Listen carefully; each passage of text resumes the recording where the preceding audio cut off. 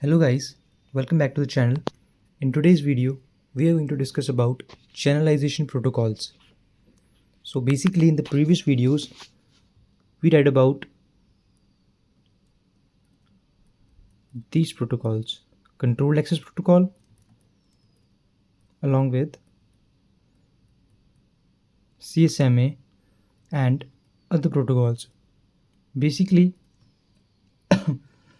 these were random access protocol, controlled access protocol and channelization protocols.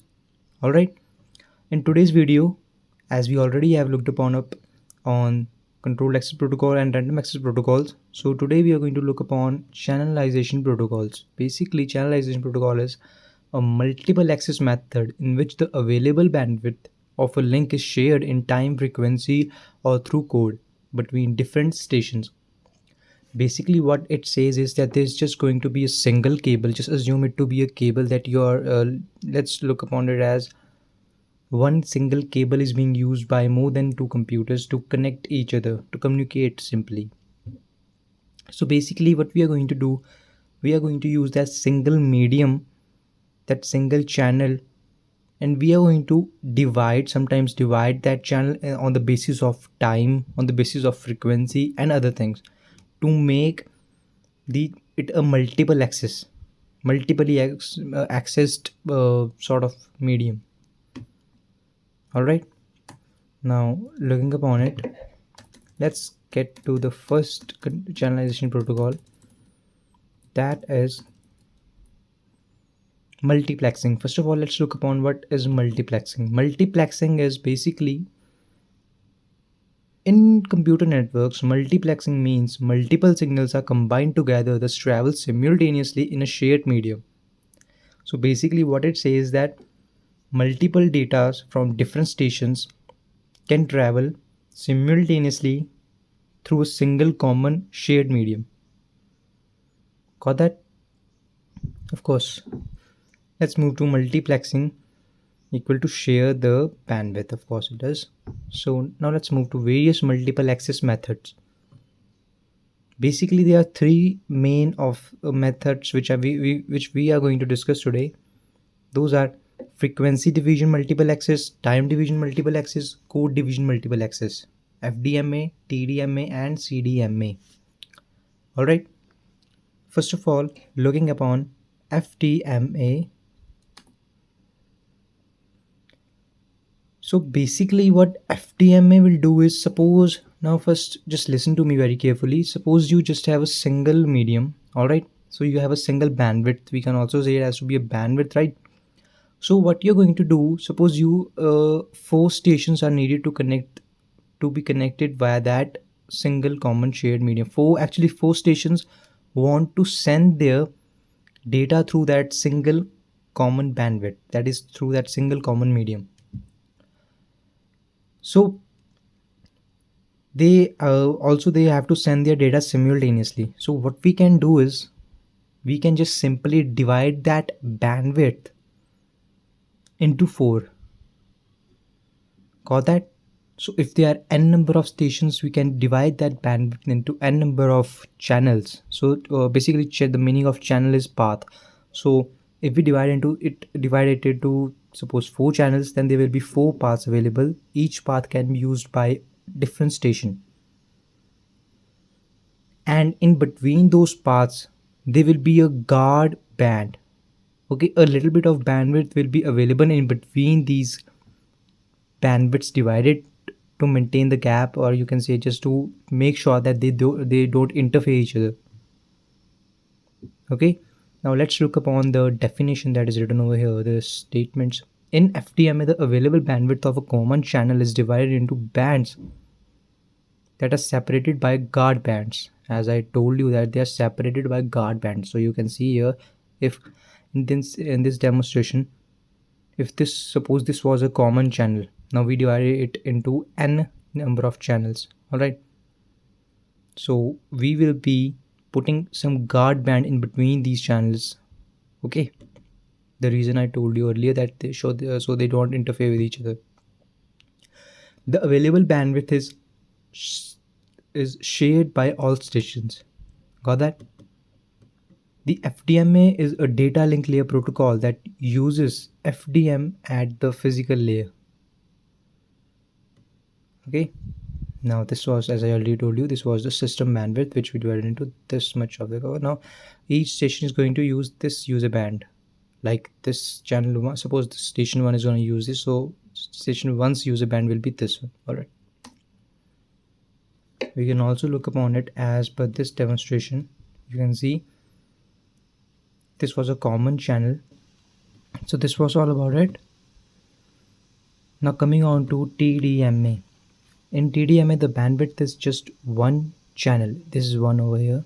Sorry guys, this is ONE, one channel that is time shared between different stations. So this basically is a very interesting concept. If I make you understand this in this way, like suppose this earlier there was also a single common channel, right?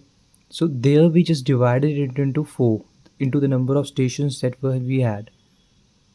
But here what we do is basically what we are going to do, that entire channel is going to be allotted to a station for a particular time.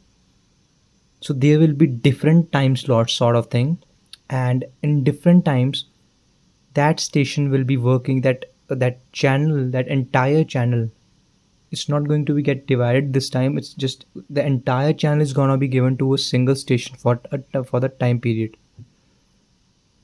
Okay, so giving you an analogy, like just think of it as it has like, suppose that it's just an example, or I don't take the time or time gaps to be serious. So suppose at 1 p.m. there are 4 stations: station 1, station 2, station 3, and so on, station 4. So first of all you gave that channel to station 1 at 1 p.m. Now at 1 p.m. and suppose 5 minutes, that entire channel will be given to station number 2, and similarly station 3 and station 4 will also get the channel by time. Got that? So here basically the entire channel is being utilized by all the stations, but at different times. So we are sharing the common channel on the basis of time. Got that?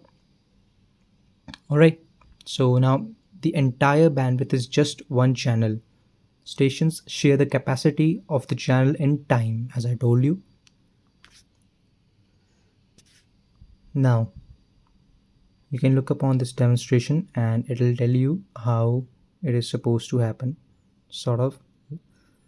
So this is the time and this is entire channel. Don't assume it to be channel is divided or something.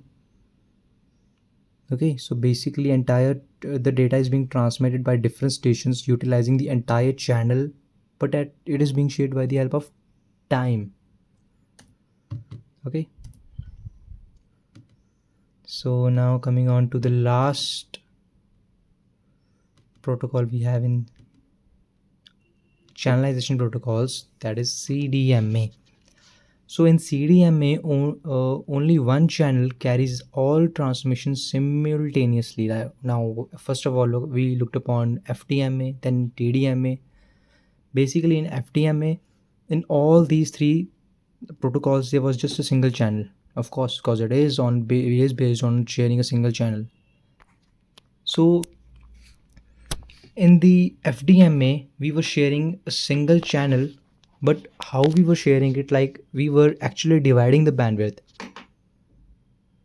Okay, and in TDMA we were dividing it with the help of time.